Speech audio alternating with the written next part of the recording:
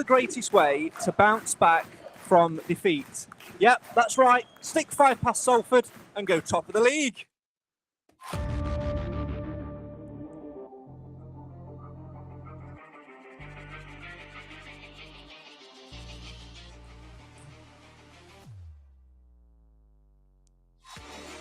The Stags bounced back from their defeat at Walsall by putting 5 past Salford, leapfrogging to top of Sky Bet League 2. And thanks to results elsewhere and a resounding difference in the goal difference tallies, the Stags very much are on top. Which begs the question, on February the 29th, could this be the Stags' very own leap year?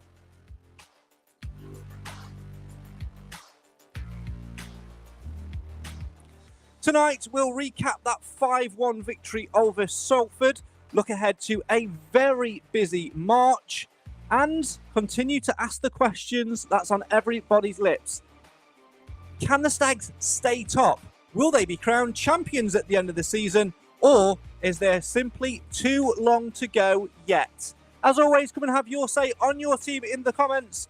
This is the Mansfield Matters Podcast, the show for the fans, by the fans. Get involved now.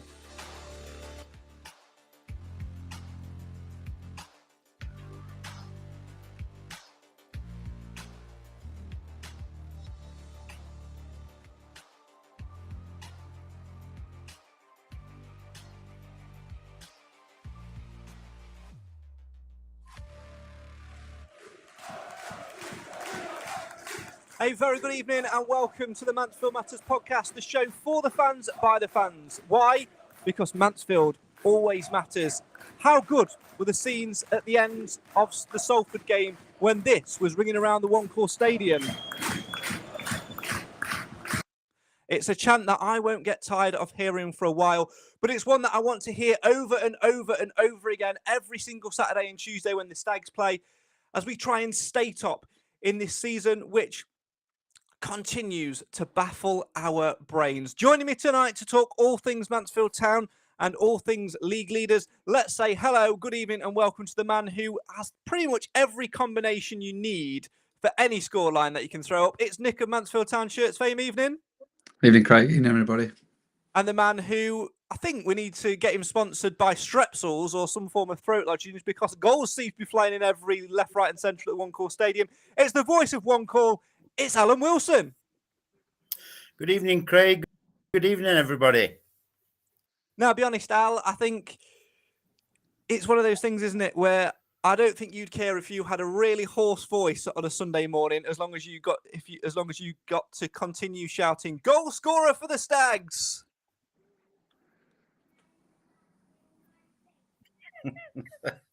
No, it's a lovely change, Craig. And I thought the atmosphere on Saturday was absolutely electric. That's the best I've heard it for quite a while. It was just bouncing all the while, even when they came out to train. You know, it was one of those days, weren't it? They were bouncing from start to finish, and it's a nice warm feeling. It's great to be a Stags fan.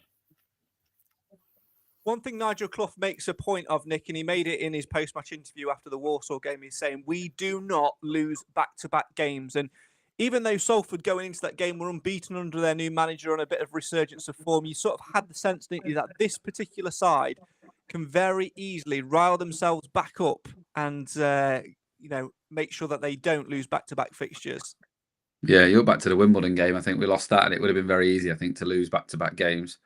And we managed to get it completely out of our system straight away, and we've done it again. I think the good thing about the 2 defeats we've had recently, there's been a bit of a sense of injustice to both of them, and I think they've probably used that a little bit to our advantage to rile the players up a little bit. It's not like we were poor in Wimbledon or Walsall, but we were wronged in both games, really. So maybe, Clough's used that, but there was certainly no sluggishness on Saturday. We were, right at it from minute one, and the crowd were behind them, and it just went all to plan, didn't it? How important is it, Alan, to stay grounded and just keep taking every game as it comes? Because now we are top. There's a expectation level which gets risen through the roof again, isn't there? Well, they're willing for everybody, Craig, won't they? I mean, I'm no different to any other fan. I really do want Mansfield to go up as champions. But, it's the old cliche, isn't it? One game at a time. Keep ticking them off, like people have said before in the comments, and also hear it at work and various other places. If we win all his own games, we're up. And, you can't think like that. It's just one game at a time. Let's get on with Newport. Let's sort Newport out, and then we'll carry on to MK Dons on Tuesday night and hopefully do the same with them. It's a very difficult run that we've got. We're going to look at fixtures a little bit later on, Nick, but we've still got MK Dons to play in there twice. We've obviously got Newport to play. We've got Wrexham. That's been announced as a TV game as well today. And what I really find fascinating is that when we seem to get the result, other teams around us don't get the results. And when we slip up, they slip up as well. It seems to be a continuous cycle, and we're just digging ourselves deeper in and cementing our foundations with each game that comes. Yeah, I think you look at the rest of the league, it's so tight. I mean, Notts County being down in sort of lower mid-table now has come from nowhere. They were sort of clinging on to automatic sort of hopes when they played us, only a month ago. The league's really, really tight at the minute. It's so easy to sort of lose place, but like you say, when we've slipped up, other teams seem to be beating each other. And there's if you look at, everyone's got something to play for now, which I think plays to Mansfield's advantage a little bit, because when we tend to come up against teams who have not got a lot to play for and sit back and aren't that bothered, we tend to struggle. But I think we've hit Salford and Harrogate at a really good time, because they were both feeling like they could come to Mansfield and win, because they were both fearless. Whereas if we'd have played a Salford and Harrogate of a few months back when they were, relatively in poor runs of form, they're more likely to come and sit back. And I think that doesn't suit how we play. I think it really suits us playing teams in form. So you look at playing Wrexham and MK Dons. I think we play better against teams that are going to likely to attack. And I don't think MK Dons are going to sit back. I don't think Newport will sit back on Saturday either. And I think that suits us. And like you say, you've just got to be better, not as worse as the other, just three teams below us. And like you said, they're all taking points of each other, aren't they? They've all got to play each other as well. So that's an important thing, I think. Now, Alan, you are the voice of eternal optimism and eternal positivity. You bleed positivity. I don't know. I try to think of the worst possible scenario, and I still think you'd find a positive out of it. But I'm going to try and test you a little bit, because as much as this podcast will be filled with undying positivity, given the 5 goals we scored past Salford, the position we are in the league, there is one niggling thing that is in the back of my mind at the minute, and that is the goals we've conceded. The last 5 goals which we've conceded. All right, in 2 of those games, we've gone on to win by a very comfortable margin. Obviously, we lost at Walsall, but all 5 of the last 5 goals that we've conceded, A, could have all been avoided, and B, were very, very sloppy. And even though we've got this superior goal difference, I think we've got +9 on second place Stockport with a game in hand, we've only got 1 better goal scored than what they've got. It's our defensive record which is keeping us up there and which is proving the difference. But if we're starting to see these soft goals get conceded on a more frequent basis, that's the niggling voice of doubt, is it? That says, you haven't done it yet. No, well, I agree with what Carl said, from that 18-19 season, 3 games and 1 point. And we can all remember that, I'm sure, the back of his mind. But I honestly don't think it'll be a problem, Craig. I mean, you can talk about it, you can say that, but I mean, they've done it all season. We've been there or thereabouts all season. The defence has looked a lot more solid since Flint and Brunt, Cargill, whatever, however you put the 4 at the back, they all play relatively well. And I honestly don't think it'll be a problem, because what they've got in front of them does the business as well. And if we come out, it's always that early goal. I like an early goal, first 10, 20 minutes. We get them on the front foot, every team will struggle against us. And I can't see a problem. I really can't. Nick, is there a bit of a concern in your brain, considering the 5 goals that we've conceded last month? The one for me, which was particularly concerning, was the one we conceded at home to Salford, losing the ball so far high up the pitch, and then players not communicating with each other, allowing players to get through. I think the only thing with that is somebody should have just wiped him out in the halfway line, shouldn't they, and took a yellow card, and that would have been the end of it. But to be honest, I'm not really that bothered. I feel like Salford could have scored 4 and we'd have still scored 5. I just think we're so. I just don't feel like some of our players are going to let us concede enough goals to lose games at the minute. You know what I mean? When you look at Pym and Flint at the back, and they just don't look like they're wanting to. I know they concede the odd goal here and there, but no, I wouldn't say I'm worried. For the first time in 25 years of being a Stags fan, I'm actually not that worried at the minute. We look at our goal difference; it's unbelievable. Like you surely don't finish in the playoffs with 39 goal difference. I know if anyone can do it, we can do it. Clip that. Yeah. But it's just, I don't know. I'm just confident. I'm confident in the defence, which I've not said for a long, long time. And I think if you keep goals out, we will score more than most teams. And I think that's, what's going to happen. I think between now and the end of the season is, we concede. The one that did concern me at Warsaw was the corners. That we seem to not be as good at defending corners as we were a few months ago. But then with Matt Smith at Salford, we seem to remedy that on Saturday. So, you're not going to come up against anyone as big as him every week. So maybe we've sorted that. That was my one worry was set pieces. Like I say, Saturday we seem to have. It's a bit of a fluke from that lad, really, isn't it? Somebody should have just wiped him out. I just think it. Sorry, Craig. I just think it boils down to that early goal as well. Because if you get the early goal, teams that's wanting to sit back, however they want to play, they've got to change it. Otherwise, they're going to lose by 1 goal, if not more. So, that's in our hands. And the way we've been coming out just lately, we have been on fire. So it's a good thing. It is. I just think sometimes it's that little bit of we sometimes lack that little bit of grit. Maybe we got a little bit too over complacent, a little bit too confident. But like you've both said, somebody should have just wiped him out on the halfway line, taken a book in. I know there's some debate over, well, that's not to the rules of the game. Well, I don't care. It's about what's right for the team, and sometimes you've got to be ugly clever to be able to do that and make those decisions. But you've got to be a little bit sharper when it comes to making decisions defensively. And if it means somebody taking a book in and somebody else, then getting subbed off or whatever, it doesn't matter, because it's all about the team and getting the results. And I think we've definitely been scarred by that whole missing out by 1 goal scenario last season. Keep your comments coming in. Have your say on your team during the live feed tonight. If you listen to the audio version of this, do feel free to come and join us on a live podcast. You can find when we're next going to be live by following us on social media at MTFC Matters. Marie's been in touch, and again, it's the beautiful simplicity of football, isn't it, Nick? We will concede. We just need to score 1 more than the opposition. Yeah, I always feel like we will. Years ago, being a Stags fan, and probably every other Stags fan the same, we concede a goal and it's like, oh, God's sake, that's the game done. Now you're just like, I wonder when we're going to score. You do, don't you? You just see their goal go in, you go, I will equalise. Warsaw, they scored, it's like, I will equalise. Salford scored. I even said to my dad, I said, I fancy a goal before half time here, and we did. We just seemed to score at the right time. I think if we'd have gone in 1-1, that would have been a different second half completely. But we just score goals at the right time, don't we? We just, every time the opposition seems to get, like Harrogate, I know they scored 2 goals and it made it 6-2 or whatever, but we just calmed it all down and went up the other end and scored again. We seem to have a knack of just, telling the opposition to just calm down, we're going to score another, and we'll just go up and do it. And that's a really good habit for us to have, is scoring in good times and just, like Al said, getting early goals, killing off teams, making them demoralised, and then they have to come out and attack, and we get another one. That's how a few games have gone recently, and hopefully that'll carry on. Almost like teasing opposition at times, isn't it? Going, hey, as if you want, but hold on, because we're coming back at you.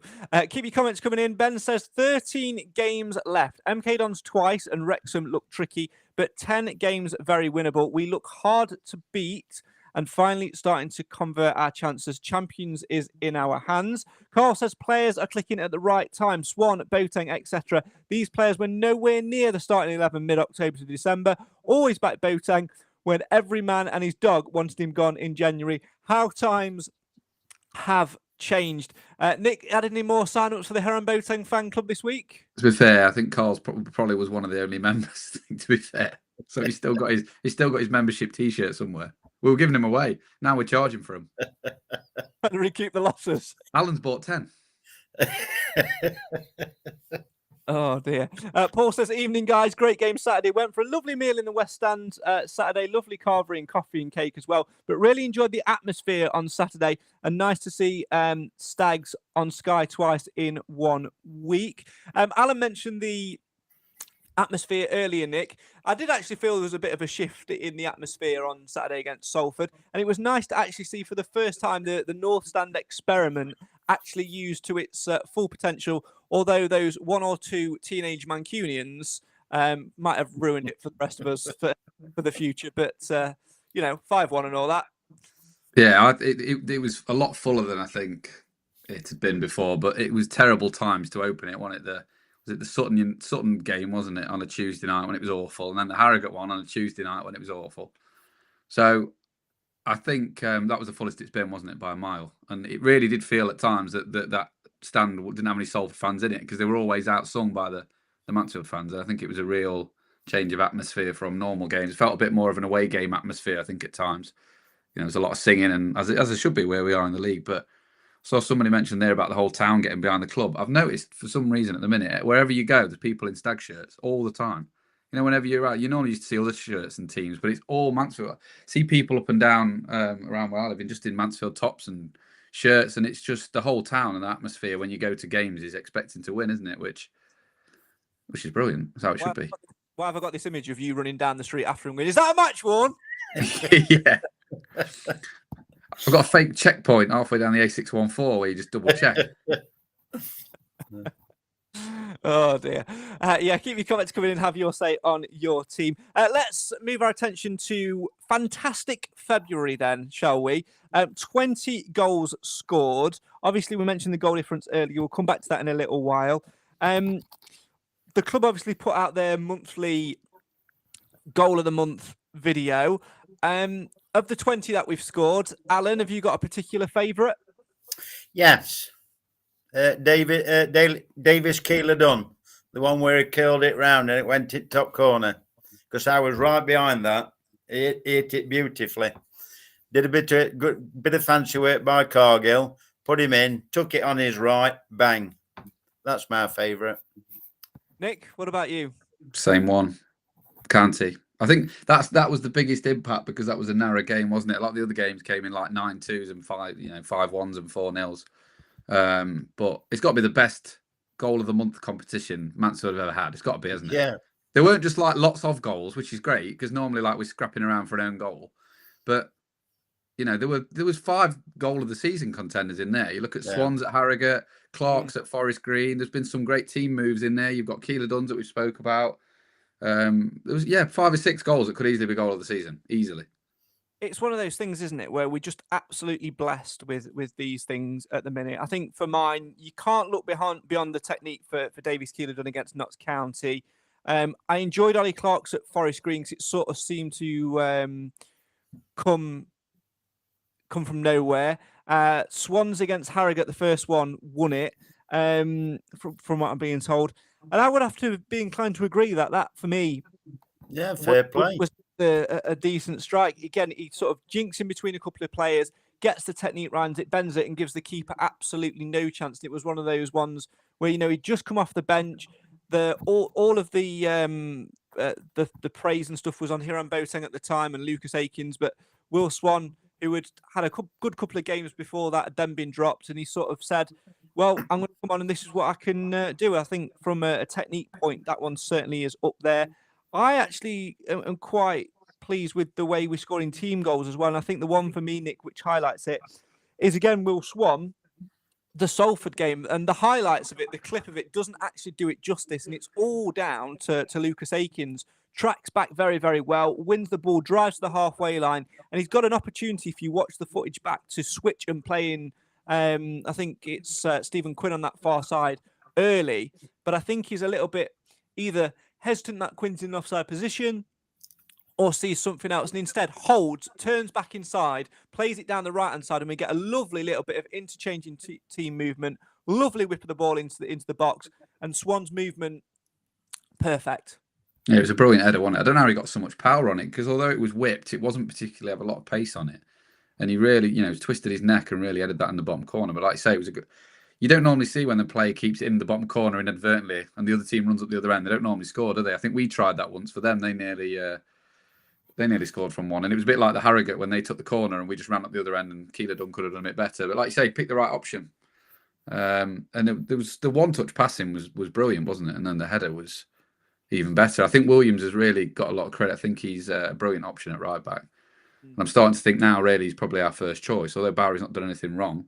I do think Williams has, been fantastic when he's played there. Yeah, I think especially at home. I think he sort of Yeah. suits stretching the game a little bit at home. Paul in the comments says what's going to be interesting is who's going to be the player of the season. Now that is a debate for another day for the end of the season. But let's talk about player of the month because that's also a vote as well. And this one, I think this is the hardest month to judge. But if I'm going to judge it based on progression and based on impact, I, again, can't look further, Alan, than Will Swan. You know, like someone said in the comments earlier, 2 months ago, he was out of the picture. We were considering and talking about sending him out on loan to develop and getting back, next season, firing all cylinders. But for whatever reason, it's clicked. And this month for him has been an absolute U-turn. Instead of sailing against the tide, he's spun the boat around and he's sailing with it. Yeah, I would agree with that. And I would also say that a close either equal or a close second would be Cargill, because I think he's put some fantastic performances in, albeit at left back, because we know he can play when he needs to drop to centre half, he does, but Brunt's playing really well at the moment. And when you can keep McLaughlin out of a team, who was starting to look good himself when he came back, he's got to be doing something right. So I think you could pick quite a few of them. You could probably pick anyone at 11, to be fair. But I agree with the Swan and possibly Cargill. Nick? I would have. Swan's the obvious one, but exactly what Alan said. I was going to say Cargill. He was my man of the watch at Walsall. He scored a couple of good goals. He's filled in a position that he's unfamiliar with in terms of it's not his main position and probably not the one that suits all of his strengths. So he's not the quickest, but he doesn't half bomb up and down that left hand side, especially at home, and he helps us in the air as well. So I'd go for Swan probably just because he deserves it after where he was. But I think Cargill would be the sort of second choice pick. Certainly most improved would be Swan, but Cargill's been fantastic. I mean, you could probably write a list of teams of players who played out of position and been brilliant. Look at Bowery and Cargill, and there's been others that have played slightly out of position and have still been brilliant. So yeah, Cargill or Swan for me. Look at Brunt since he's gone back in defence, from midfield. He's been immense as well. Now, Philip has said in the comments, based upon our team at the moment, what's your best starting 11? I've just been scribbling down. You're going to get quite a few differences of opinion there, aren't you? Which is good. I think we will. So obviously I've gone Flinders in goal. Yeah. Unbelievable. They want no. Yeah. Silence. Adam Collin in goal. Owen Mason. Christy Pym in goal, obviously. Back four. And I can't believe I've left him out. Williams, Flint, Brunt and Cargill. I can't believe I've left Bowery out there, to be fair. Midfield, I think that's the toughest one for me. Yeah. We're going to talk more about Lewis Reed's contract in a bit, but he definitely gets in there. The others, Ollie Clark and Stephen Quinn, and then it's DKD in behind Akins and Swan. Any amendments to it? Anything you want to say? I mean, you're not really considering putting Boateng in there, are you, Nick? Really? Did I hear you say Giorgio Mauricio there? No, I left Maris out as well. I think our best midfield for me is with the argument would be Quinn or Maris. I think for me, I think Clark, when he's fit and fully fit, is one of our best central midfielders. I think he gives us something different. The Quinn that played Saturday, yes. The Quinn that's played the rest of the season, no. But I think on Saturday, it was his best game this season by a mile. Maris tended to look better where Keeler Dunn was, but Keeler Dunn's better in that position, if that makes any sense whatsoever. Maris tends to look better the further forward he plays, but he's not quite as good as Keeler Dunn in that position. So I think Maris only loses out just because Keeler Dunn's been unbelievable. But, you could easily play him instead of Quinn, I think. I'd played any two of either side of them, but Clark and Maris had been my first two picks. Yeah, I knew you wouldn't leave George. No. Giorgio Mauricio. George Maris could score 4,000 own goals and Alan Wilson would still pick him. He's my Boateng. Poor man's Boateng. Poor man's Boateng. Lance on the Hiram Boateng, but I think Alan Wilson's going to need a secretary to his fan club. I think Nick will be all right. I think so. Coming in, Carl says, just exciting times at the moment. Look how squad the strong is. Firepower all over the pitch. When Swan's been on the bench, he's been having the super sub role again recently. Just can't get carried away. Focus on our job. That's all that matters. Don't care what everyone else is doing. Just get the points on the board. Can't underestimate anyone in this league. Points to fight for up and down the table. And Simon adds, loved Clark's tackle on Lund on Saturday. I thought it was Yeah, quality. a much needed one. Yeah, very interested on the whole team thing. Again, picking a particular person to stand out this month and indeed all season, I think is going to be a real good one. But I think what it does, Nick, it reaffirms the job in which Nigel Clough and his team have done. They've built this team over, the last 3-4 transfer windows. It's not been an overnight success. This has been something in the works for the past 2-3 seasons. Yeah, I think it really kicked into overdrive last January when we signed Kilgore and Keeler Dunn. I think that's what kick-started the team we've got now. I know a lot of the players were from before, but this real drive and determination, I think, to win, has come a lot from last January when we got those two in. We seemed before then we were just buying players ad hoc a little bit, but then the likes. Well, we signed Reed as well, didn't we? In that window, you look at the team now. We signed Reed, Keeler Dunn, and Kilgore in that one window, which was unbelievable, really. And you think what an impact those three have had, apart from his injury. But yeah, he's built a fantastic team. We haven't got a weakness anywhere, and that's testament to Clough and his team of people. Oh, the gates here! Look at that. I know. No, it's not going to comment any further though because it's closed off. That's unbelievable. But I think we've just got quality in every position, haven't we? And we've not had that for a long, long time. If you said, do we need to sign anybody in the summer? I know obviously if we got promoted, we probably do. But like, what position would you pick? Because like, where do we need more strength? There isn't a lot, is there? I questioned Pim originally because I thought, well, he was doing well, but I thought, can we spend the wages somewhere else? He's been unbelievable. Yeah, he's been goalkeeper of the season by a mile in this league. People were questioning Flint's pace. And Brunt was a young lad. He's not played first team football before. He's been unbelievable. Is Bowery going to play? Is he not? He's been, one of the players of the first half of the season. It's been, like you say, testament to they know a lot more than we do, don't they? Obviously, especially if you read Facebook or Stagsnet. Certainly do. I can't remember the last time I went on Stagsnet. Same. Moving swiftly on. One thing Nick touched upon there is the quality within the squad. Obviously, like Alan being able to play different positions and all of that. But what I think that has done is allow us, and this is going back to the goals we've scored, is allow us to flip the coin and no longer have one way of playing, which we have had in previous seasons now. And I was talking about this on a Salford podcast at the weekend. We're able to change it up, mix it about a little bit and do whatever we need to do to score. Look at the goals that we scored in that 20-goal reel. Some's been some fantastic individual strikes, granted. Some's been some direct play. Some's been some lovely passing movements. We are able to flip it left, right and centre. And again, just look at the way in which we scored the goals against Salford. And that, for me, is the difference between a Mansfield Town side that won't have the legs to get over the line and the Mansfield Town side that will be in League One next season. Yeah, because all the permutations that you have and the way that we play, it's all, down to the squad, isn't it? I mean, Aaron Lewis came in Saturday, had a blinder of a game, I thought. It played really well to say it only had 10 minutes bit parts, probably the last 3 games, came in, and it doesn't seem to matter who he plays. It can make 3-4 changes, and they just seem to gel. And like he said afterwards, everybody is playing for everybody. There's no bad eggs. There's no sulking. If you're in the team, you try and keep your shirt. If you're not in the team, when you do come on, you make sure you play well.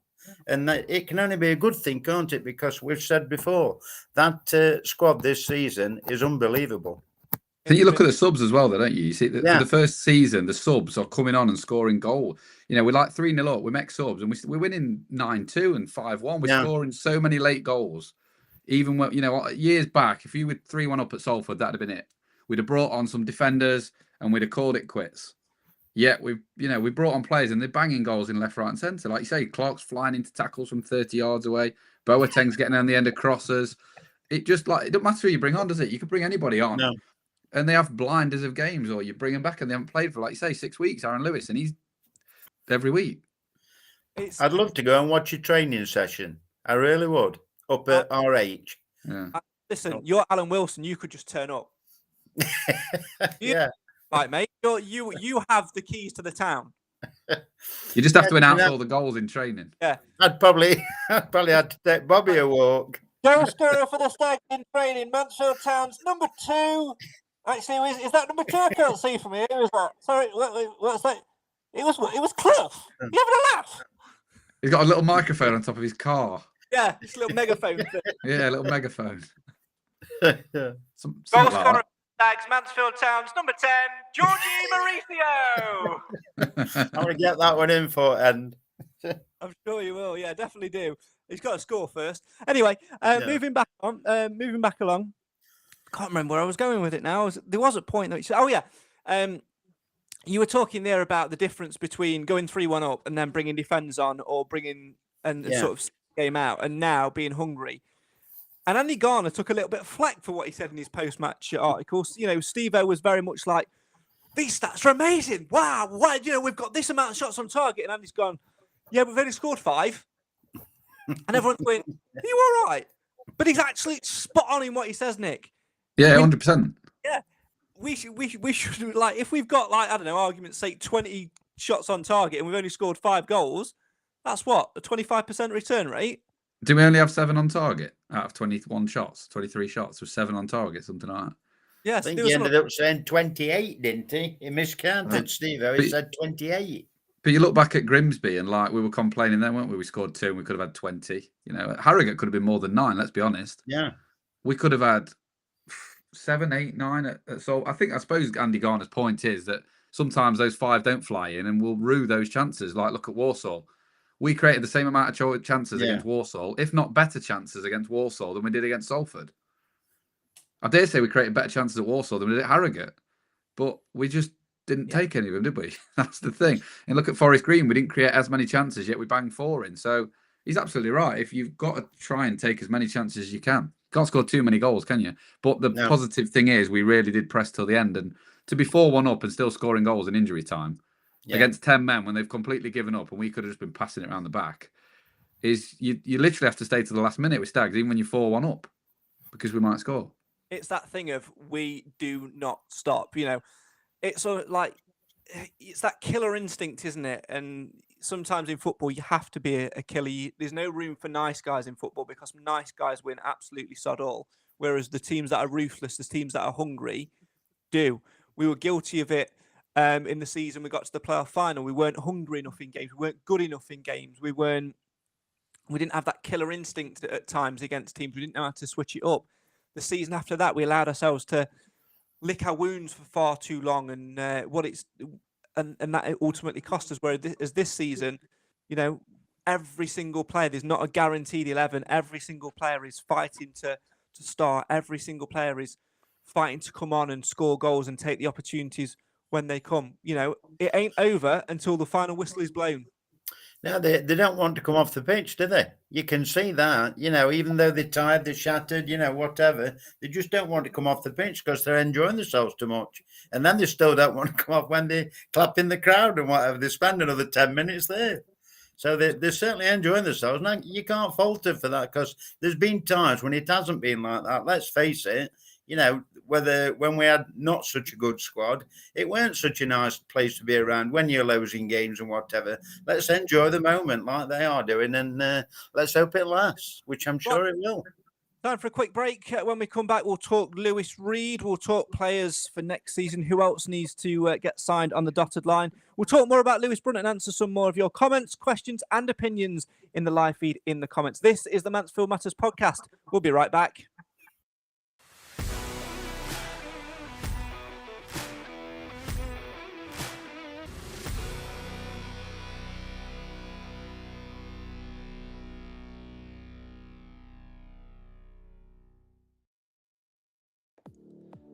You're back with the show for the fans, by the fans. This is the Mansfield Matters Podcast. A quick reminder then that coming up at the end of the season, where hopefully we'll be celebrating promotion, we will also be going back in time with another Stags Stories episode.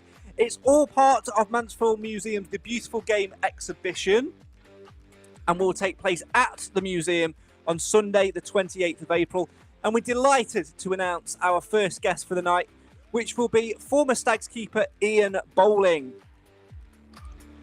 He'll be there to talk us through that infamous game where he had to shake hands with the probably unemployed, but looking by the state of it, and talk us through his footballing career, from injuries to his time at the Stags and much, much more in between. It will be a fantastic night, so please do come along and support it. Tickets are just £4.50 per person. All proceeds go to supporting Mansfield Museum, and the link that you need for said tickets is in the description. So we urge you to go and click on that link and buy a ticket and join us on the day. The bar will be open at the theatre, so we can all have celebratory drinks, and I'm sure there'll be some champers behind there as well, helping us celebrate. So Stag Stories with Ian Bowling, Sunday the 28th of April at Mansfield Museum. Tickets on sale now.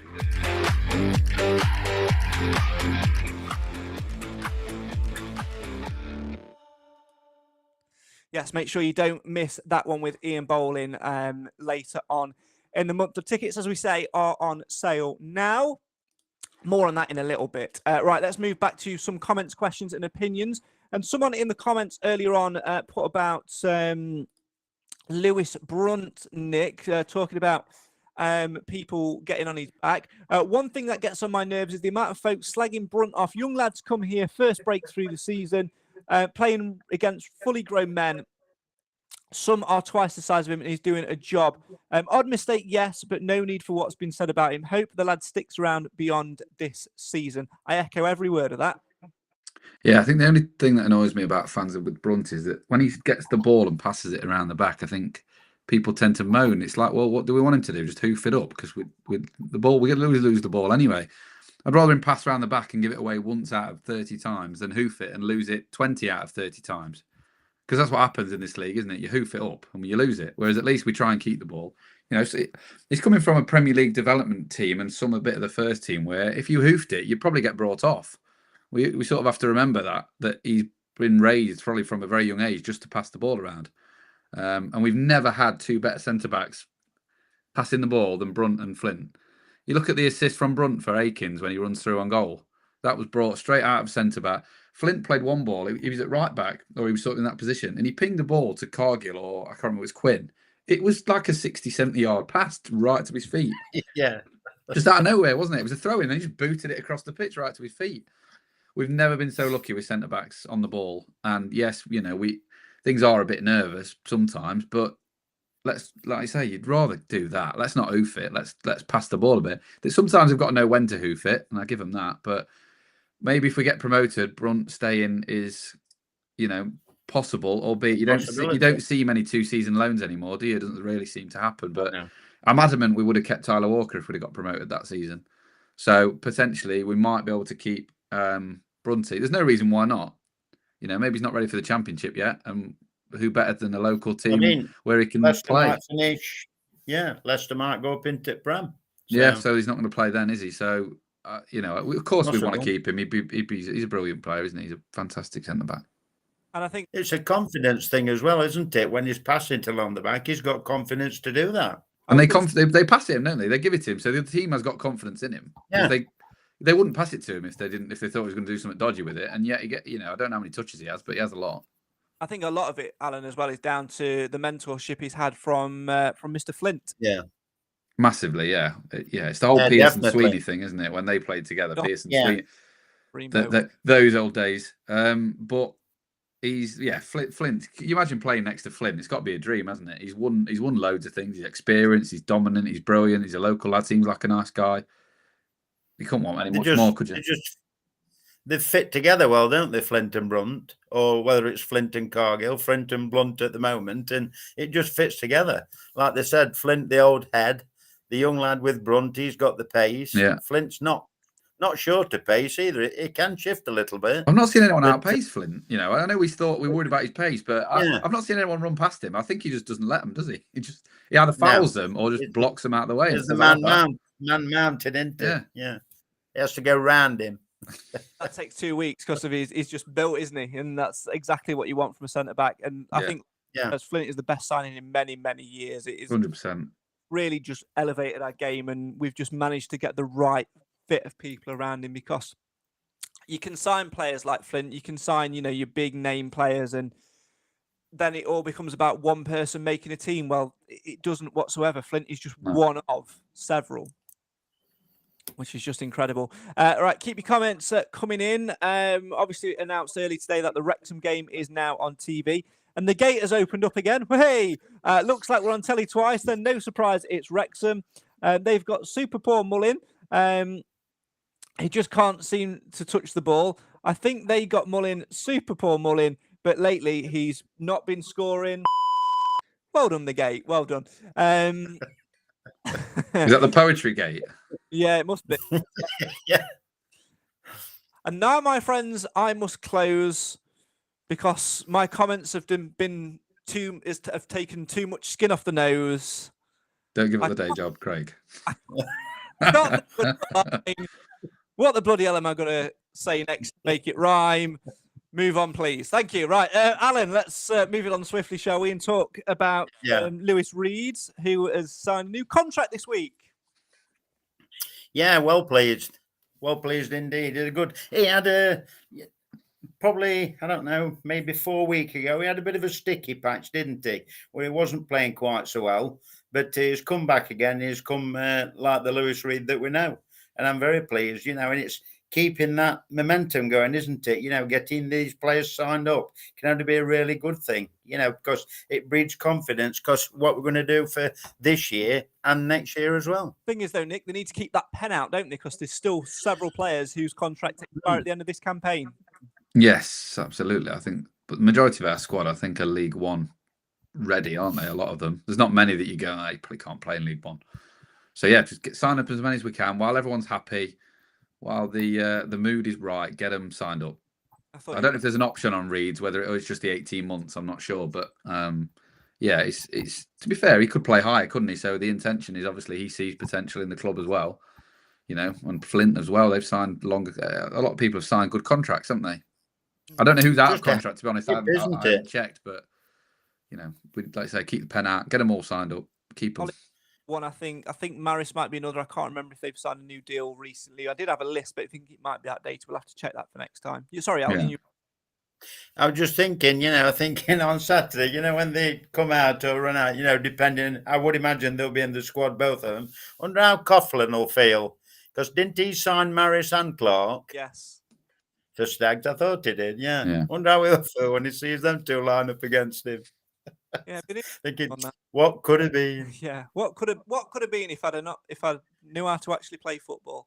Although fans seem to like him again. I liked him. I just thought it was the wrong time for him. Anyway, we won't go into that debate. And Cole says I'm Bowery. I've got a feeling Bowery might play Saturday, but we'll come to that later on. With the flippage of games. Let's move on to fixtures then, shall we? Before we do podcast predictions, and of course, find out who is top at the end of February. Busy month ahead this month, Nick. Obviously, Newport on Saturday, then Tuesday night at home to MK Dons. First time we've played them since they broke our hearts in the 3rd minute from a corner. Swindon, Tranmere, Bradford, Colchester, which is a Sky TV game, kick-off 12:30. And now Wrexham also a TV game on Good Friday, which stays at 3 o'clock. So 2 back-to-back Sky TV games as well. This is a huge, huge month ahead, Nick, isn't it? It is, but I don't fear anyone. I don't look at that list and go, I don't fancy us against them, or I don't fancy us against them.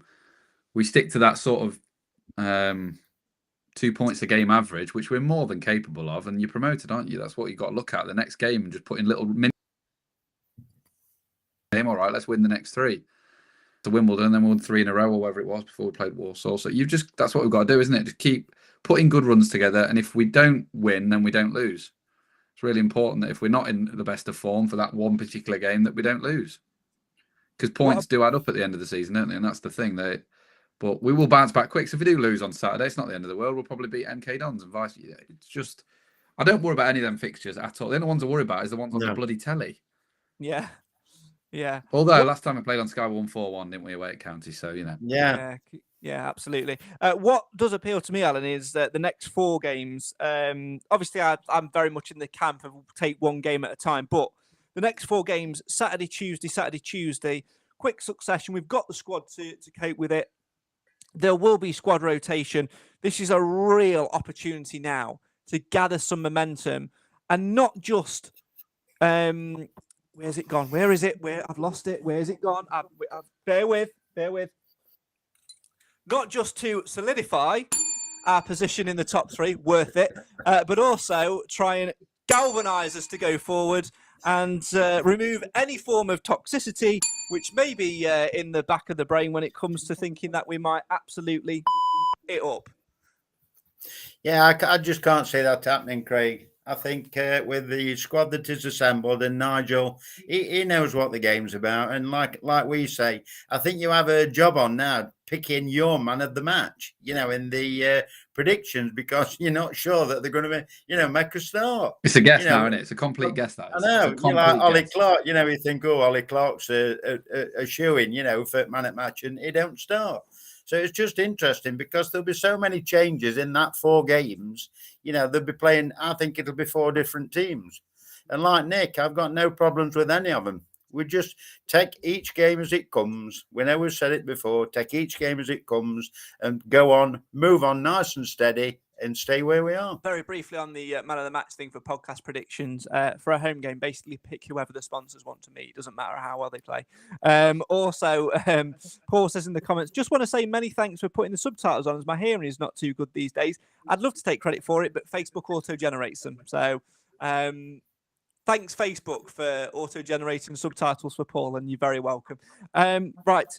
Let's move on to podcast predictions, shall we? We'll do that in just a second, actually, because we'll give it one little plug whilst we're here. Let's talk about Stag Stories again, Nick. Ian Bowling has agreed to join us for this one.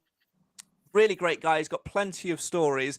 And I believe that there's a certain somebody that I know in the Mansfield Matters podcast panel team that has a significant shirt. Oh, I have. Where is it? There. It's reaching distance. Look, there it is. Yeah, we've got the handshake shirt, the one with the streaker. Yeah, the so image. I've got that. Yeah, I have got the streaker shirt. It's here. Not the actual there it is. shirt, because he didn't have a shirt on. That's the point. But no, I've not got his snood or whatever he had around his neck. I've not got that. Sorry. Maybe that's the piece of Mansfield memorabilia that I'm missing is the snood from the streaker. So if you are that streaker and you're watching this podcast and you have that snood, provided you've not put anything else in the snood and it's just been around your neck, I'll have it. We'll reunite Ian Bowling with that man. That's what we need to do for the ideas. We need to reunite. We'll say, look, like when they used to do This Is Your Life. Yeah. We could sit Ian Bowling down and we could go, Ian, do you recognise this man? And he'll go, no, I've no idea. And then he takes his clothes off and has a snood on and he goes, oh my God, it's Dave from Rotherham. I can guarantee nobody will be taking the clothes off at our event on the. If you're in the chat, anybody, and you are that man, please come forward. Not like with clothes on. Please reveal yourself, but not in that way. Not like that. Don't do that. I thought this was a family show. It is. We blurred it out. He got kicked off Facebook for that. I know. Traffic and everything. Banned. But yeah, the shirt. I'll bring the shirt along. And Ian's fantastic. I mean, obviously we brainstormed a while back, Craig, and the first and unanimous choice was Ian Bowling because he loves Mansfield. He loves talking about Mansfield. I think his best part of his career was here. He's player of the season multiple times. Fans still sing his name in pubs, according to videos that I've seen. And I think he'll be brilliant. I think he's the perfect person. You could just literally give him the microphone and go and stand at the back and leave him to it. And he'll just talk. The reasoning behind it, of course, about like the solidity behind that choice, of course, is what Alan said in the chat. I said, have a guess at who we've got. And straight away, the first name, Alan, out of your virtual mouth was Ian Bowling. Keith Haslam. It was Keith Haslam first. Ian Bowling and Les Robinson. It was quite easy, really, because they're the only two that I know that have met up with streakers. Because I think Les Robinson, when he had the streaker in front of him, I do believe, I could be wrong, but I do believe he gave him a phone. and like Les Robinson put it inside his shorts. And then when they carted the streaker off, Les Robinson went to the side and passed it to whoever the manager was. I've got so many questions because A, those shorts wouldn't have had pockets. So where did Les Robinson put it? He just slipped it inside top. Behind me now, I have got Les Robinson shorts. No, I haven't. I haven't. This is fast turning into a remake of Naked Attraction. And nobody did that. Or more like Calendar Girls these days. But can I just say, when Ian Bowling comes, I better bring some sweets, because every time he was injured and he come and stood in my box for half an hour with me, he pinched all my toughies. Yeah. What's his favourite, Alan? Just for reference. I better bring some sweets with me. What's his favourite? He's a jelly baby Any. man, isn't he? Got me. It was any, mate. Any that I'd got. Oh dear. Well, please do come along to that event. Tickets are on sale now. The link that you need is in the description. We'll keep plugging it until we're blue in the face. We'll hopefully be announcing more guests and maybe even more dates soon, but it all relies on you guys. Obviously, we're aware that a lot of the events throughout the football exhibition, the Beautiful Game exhibition, are for free, and that there is a charge associated to this one. That is because we're hosting it on a Sunday, and the museum just need a little bit of extra support when it comes to putting their staff on and things like that. So all proceeds, we don't take a penny. All proceeds go back to supporting Mansfield Museum. So please do get on that link in the description and get your ticket for the Beautiful Game exhibition. Nick's second event has still got a few tickets left for it. The first one sold out. Looking forward to that one. We had a nice little brainstorming session the other night about what's going to happen in that. So get tickets for that as well. We'll put the link for that on our page as well. Please do remind me to do that, Nick. I will always forget. So please. Well, I forgot to plug it myself, to be honest. So I need to do that. Yeah. Got family members asking, like, when is it? I'm like, oh crap, yeah, I forgot to tell you. Sorry. Yeah, 8th of May. 8th of May is the second one. Yeah, so we'll get the tickets in there as well. And if you want a taste, by the way, of what's coming up, the Beautiful Game exhibit is coming to Oak Tree Leisure Centre. Oak Tree Leisure Centre has teamed up with Mansfield Museum to help launch an exciting new exhibit. The Beautiful Game will be available to view at the Mansfield Museum on Leeming Street from the 2nd of April all the way to the 1st of June. But residents will be allowed a sneak preview during a football fun day at Oak Tree Leisure Centre on Saturday, the 9th of March. So on Saturday, running from 9 until 3, the community are invited to take part in free football sessions at Oak Tree Leisure Centre, whilst also sampling the exhibit. I can't speak today, and I can't seem to get my breath either. It's annoying. There will be snippets from the oral history of East Midlands football film made with the help of local fans, whilst there will be a design your own match attacks activity, allowing younger football fans to take a memento from the occasion. So yeah, do go along to that as well. Get a little bit of taster of what you can see. Oak Tree Leisure Centre, Saturday the 9th of March. 9 a.m. until 3 p.m. So I believe we're at home that day, aren't we, as well? Swindon. Yeah. At home. So before the game, go to Oak Tree Leisure Centre, have a kick around for free, and have a little taste of the exhibition. And then from the 2nd of April all the way through to the 1st of June, go along to Mansfield Museum and have a look at the Beautiful Game exhibition, which will feature Nick of Mansfield Town Shirts fame with not one but two events all about shirts. And, of course, our Stag Stories Live with Ian Bowling. More to be announced very, very soon indeed. So will they win, lose or draw? And what will be the score? It's the guessing game that brings you zero fame. But to be the best, you must outguess the rest. So will they win, lose or draw? And what will be the score? In the League or Cup, you just make it up. Because they're just works of fictions. It's podcast predictions. Will they win, lose or draw?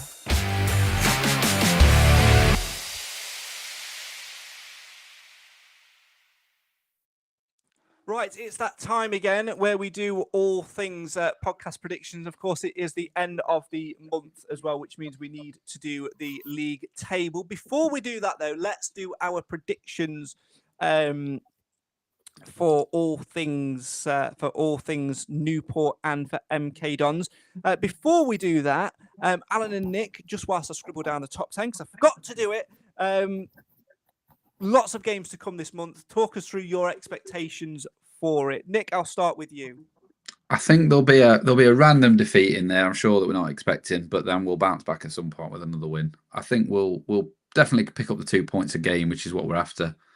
And who knows with the way we're scoring, somebody else could be getting tanked the way we're going. I don't know, but I certainly think the home games will be tough because we're playing obviously the top teams. But like we said earlier with Al, we could beat anybody, can't we?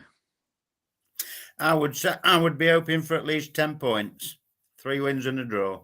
I don't know. I'm not sure which one the draw will come against. It might be MK. I'm not so sure, but I would hope for at least 10 points. But each game as it comes, like we've said before, Nigel will rotate the squad, keep everybody fresh or as fresh as he can be, and we'll see where it takes us. And I'm sure we'll still be there or thereabouts after the next 4 games. A lot of teams are playing each other as well, aren't they, at the top? Yeah. That's the big thing, isn't it? It's not just us. No. It's, other teams are playing other teams. So, they can do us a favour as well. And, obviously it's in our hands anyway. And for us not to go up, 3 teams need to overtake us, don't they? So 3 teams have got to have better run-ins than us. Yeah. Put it simple. And they're all playing each other and taking points off each other. Yeah. I just can't see that happening, Nick. Not the way we're going at the minute, no. No. We're just at it, aren't we, at the minute? You just get the confidence factor, that you're watching a team that's firing on all cylinders. And there's no better team than us. It's not just that we're playing better. There is no better squad than ours, is there? Even if we're, like you said earlier on, even if we have a bit of a lull in one game, you know full well that he is distilled it into, and that no way you lose 2 matches on trot. Yeah, and they haven't done. So that's the way forward, I think. Perfect padding, gentlemen. Well done. Right, time for our podcast prediction for Newport and for MK Dons. Clive kicked us off earlier. He went with a 3-1 win over Newport with Davies Keeler done as man of the match. Alan, you're up next. 3-0, Mansfield, win. And I would go with Bailey Cargill, man of the match. Nick. 2-1 Swan. Ooh. That's the rhyme. If it doesn't rhyme, you can't have it. You can go 2-0 Cargill. Well, you had 3-0 Cargill, didn't you? So that rhymes. There you go. Thank you. 3-0 Cargill, 2-1 Swan. Right, Craig? Oh, yeah. No pressure there, is there? He's big Boateng, though, so that's a good score for that. Got it. 6-0. 6-0. Try, don't say Brunt. There's nothing rhymes with Brunt that we need to be saying on here. 6-0. Don't come home, Skin. It's going to be Aidan Flint. There you go. Oh. There you go. One for MK Dons do not have to rhyme because I can't think of another player to rhyme with. And I'll off with a more conserved 2-0 win.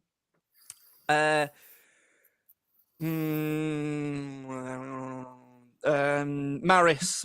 Nick, you're next. 2-1 win, Christy Pym. Oh, for God's sake. That doesn't even rhyme properly, does it? But it'll do. No. Alan, go on. 2-0 win, Amber I Bleed, and Picking Reed. Oh, dear. I'm going to do it's the same. Worse, isn't it? Get Clive back for some sanity. Well, it was quite conservative, weren't it, Clive? I was surprised. I say sanity. He's gone for a 1-0 win against MK Dons with Aidan Flint as man of the match. So it's not very Clive-ish, is it? No. Right. I suppose we should run through all of the podcast predictions nominated. Right. If your name is read out, this means you are not in the top 10, and I'm not going to read your score out either. This is just for an honorary mention. So here we go. Ashley Mutter, Steve Yule, Clive Parkin, Adam Crump, Tim Phillips, Proud Stags, me, Simon Wilson, Stephen Pound, Kathy Holmes, Otley Stags, Sarah Stonick, Marie Wilson, Keeley of Her Game 2, Paul Broomhead, Darren Wood, Joel Dahlman, Roger King, Cam Felton, Richard Spencer, Sam Pateman, Craig Vincent, Craig Foster, Jim Evans, Dennis Sims, Mark Lapco, Ian Brown, Matt Green, not that one, Matt W, Mitchell the American, Addison Crump, Craig Pateman, Taxi Pete, Nathan Edge, Gabby A, Teddy Oliver, Sarah Armson, up your game, Nick Welsh, John, Liam Smith, Kyle Whitty, Joe, Jubbs, Watson Wanderers, Mr. Tickle, really? Luke Bramall, B Block New Boy, Yellow Gaz, Tara, Kyle Bingley, Oliver 425, Radcliffe Stagg, Lorna, Emma Vincent, Kyle Bingley, Tom King, Mel Shatlock, Silper Mel, Mark, and The Gate. Well done. You've made it onto the scoreboard. Gate. But have you made the top 10? No, you haven't. Because here is who is in the top 10. In joint 10th, it's JS, Will Pound, and Nick of Mansfield Town Shirts fame. With You're joking. In at 9, it's David Shetlife with 76 points. Coming in at number 8, it's Stag's Chat with 77. In at 7, it's Chris Ellison on 80. Then at 6, it's joint between Fathead and Mrs. Crump, 81. It's not the streaker, is it? With coming in number 5 is not the streaker with the snood, is it? If that's Kiwi Stag, then it could well be on 80 points. In at number 4, it's Alan Wilson on 90. 90. And then we have still got Nick Felton, Steve Naden, and Ben Swain. But who is in what order? I feel like we need a change of music. I feel like we need a little bit of tension.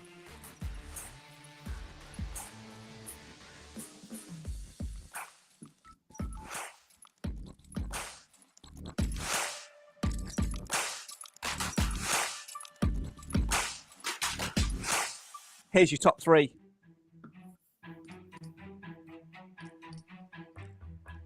In at 3, 96 points. It's the man who does all the maths, the man who puts all the results together. It's Ben Swain. 2 people have reached the 100-point mark. One of them is on 101. One of them is on 112. Oh. They've been neck and neck all season long. Nick Felton and Steve Naden. Has one leapfrogged the other? Steve Naden. With 101 points in at 2, it's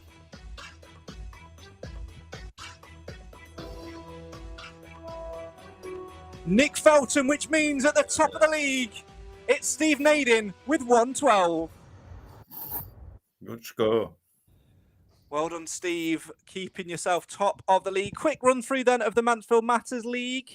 7 people now in it. Nathan props up the rest on 12. I don't think he's predicted since like 2004. He's not 12. Yeah. He had Colin Larkin as his goal scorer for the last game. I think he's played a different game to us. Certainly has. In at 6, Evans has had a rapid climb. At one point, Nathan was above Jim. Now Jim is above Nathan on 33 points. Cam Felton is then in 5th on 41. I'm then in 4th with 67. Clive is in 3rd on 71. Then Nick 2 points ahead on 73. But leader of the pack, and I think he's well deserving of a group of people following him around the dustbin routes, singing this.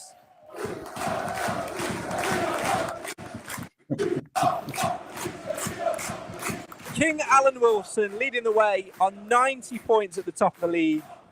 Well done, my friend. Can you stay there, though, come the end of the season? Mainly because I think you just keep getting your man of the match picks right, really. But well done. And he always picks us to win, which any other season would be a problem. But this year, it's been a good thing, hasn't it? Yeah, absolutely, it has. So well done, Alan, for being top of the league in podcast predictions. Will you stay there next time around? All is to be revealed. Right, that is all we've got time for on tonight's Mansfield Matters show. Please don't go anywhere, Alan and Nick's. We've got a little bit of recording to do. But for now, helps if I put the fader up.